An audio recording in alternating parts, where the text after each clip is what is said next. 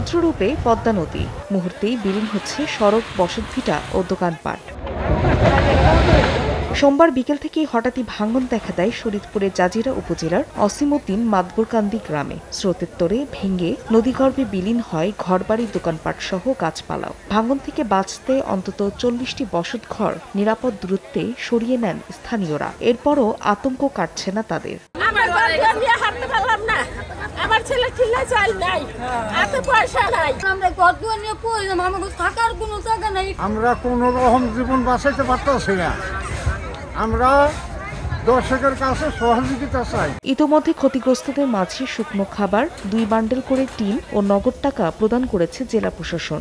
আর নদী পাড়ে বালু ভর্তি জিও ব্যাগ ফেলে ভাঙন ঠেকানোর চেষ্টা করছে পানি উন্নয়ন বোর্ড। স্থায়ী যে বেড়িবাঁধের যেটা দাবি, সেটা আমরা সেই প্রসেসে অলরেডি চলে গিয়েছি। এখানে একটা প্রকল্প হাতে নেওয়ার জন্য সেটা আমরা অলরেডি জরিপ করছি এবং সেটার ডিজাইন প্রক্রিয়াধীন আছে। গত 24 ঘন্টায় পদ্মা সেতু প্রকল্পের কনস্ট্রাকশন ইয়ার্ড রক্ষা বাঁধের 200 মিটার অংশ ভেঙে গেছে, আর 10টি ব্যবসা প্রতিষ্ঠান ও 15টি বসতবাড়ি বিলীন হয়েছে।